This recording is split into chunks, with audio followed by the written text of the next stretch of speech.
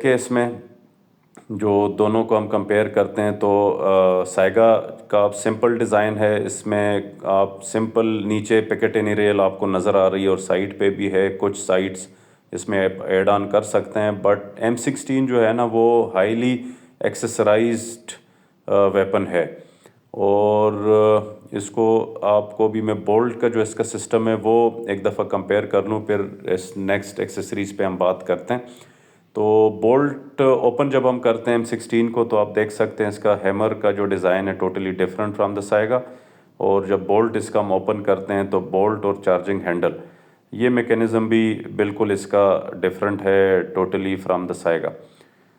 तो इसका हम दोनों का देखते हैं। जो बोल्ट्स हैं, बोल्ट आप देखें M16 का it's a long and study bolt.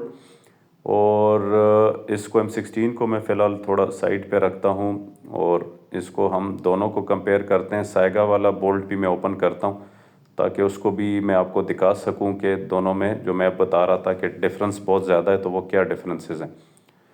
तो इसके हम ओपन करते हैं साइगा को, और ओपन करने के बाद आप देखते हैं तो बिल्कुल सेम जो AK-47 है सेम वही डिज़ाइन है।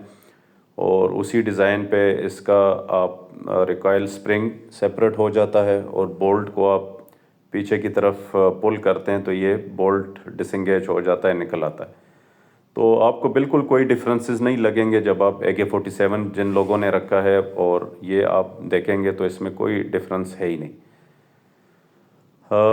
दोनों को आप देखते हैं M16 को, साइगा को, बोल्ट्स डिज़ाइन को, तो सिमिलरिटीज़ चूँकि इसमें कोई नहीं है, बट इसको हम जस्ट कंपैरिजन के लिए मैं आपको दिखा रहा हूँ कि आप दोनों के डिफरेंसेस को देख सकें।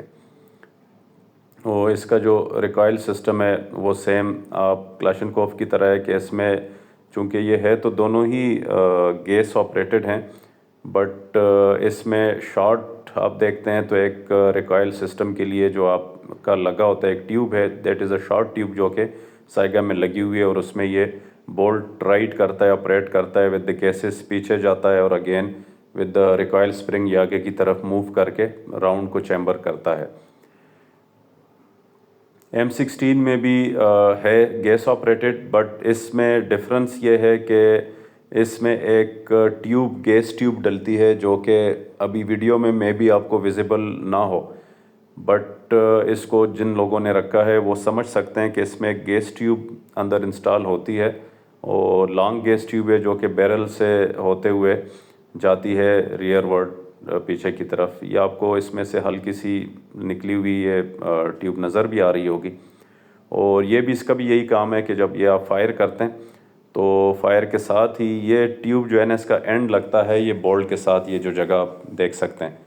और गैसेस जैसे ही आती हैं यहाँ पर इसको पुश करती हैं रियरवर्ड, और फिर ये जो बट में इसका बफर स्प्रिंग और असम्बली लगी है वो इसको फॉरवर्ड पुश दे के इसको आगे की तरफ ऑपरेट करता है। और ये इसी मैकेनिज़्म पे आगे राउंड जो है ना वो चैम्बर होता है और फर्दर इसको साइकिलिंग इसकी इसी तरह वो चल रही होती है।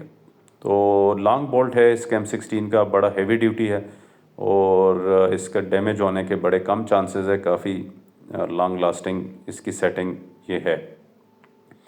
तो दोनों का मैंने आपका मैकेनिज़्म बताया है कि क्या है, बट जब इसको आप इसके स्लाइड या राइफ़ल को देखते हैं साइगा का तो ये बहुत ही ज़्यादा सिंपल एक डिज़ाइन है, बट थोड़ा एक फीलिंग आपको आती है कि ये कितना एक मजबूती कितनी होगी।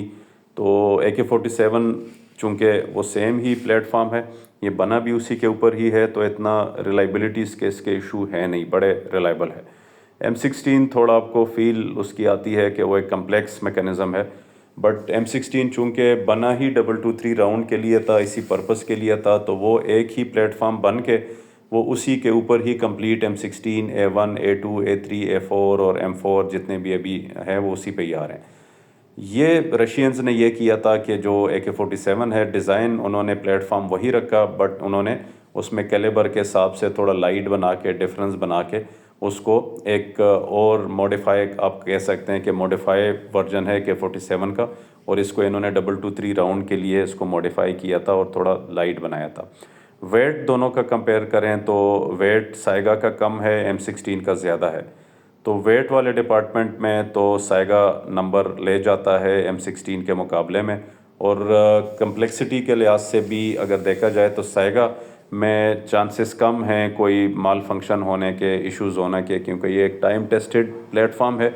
ग्लेशियर्स में हो, पानी में, डर्ट में, मड में, तो ये चलता रहेगा। M16 थोड़ा उस डिपार्टमेंट में मार खाएगा ग्लेशिएटेड टरेन में या मड में या कोई इस तरह की चीज़ों में, उसके माल फंक्शन होने के चांसेस ज़्यादा होंगे। तो उस लिहाज से तो साइगा का नंबर थोड़े ज़्यादा होंगे कि सिंपल डिज़ाइन की वजह से इसमें कोई स्टॉपेजेस बड़े कम आने के चांसेस होंगे, M16 में थोड़ा ज़्यादा होंगे।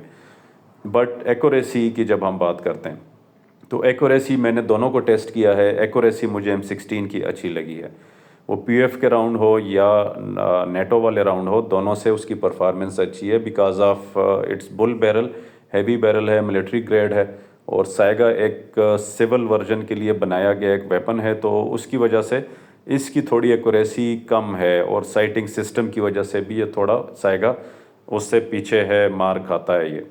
तो क्लोज क्वार्टर बैटल में दोनों की परफॉर्मेंस सेम है, बट लॉन्गर डिस्टेंसेस पे जब शूटिंग की बारी आती है तो शूटिंग में फिर M16 के नंबर ज़्यादा हैं।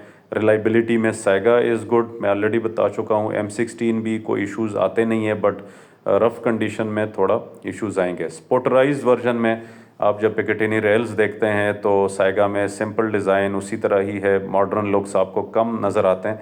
बट M16 अभी मैं आपको दिखाता हूँ कि ये हाईली स्पोर्टराइज्ड है, क्योंकि इसकी ये पिकेटिनी रेल आप देख सकते हैं जो ऊपर है उस पर आप इसकी अपनी साइट लगाएं या स्कोप लगाएं, कोई भी साइट लगाएं तो वो बेहतरीन काम करेगा।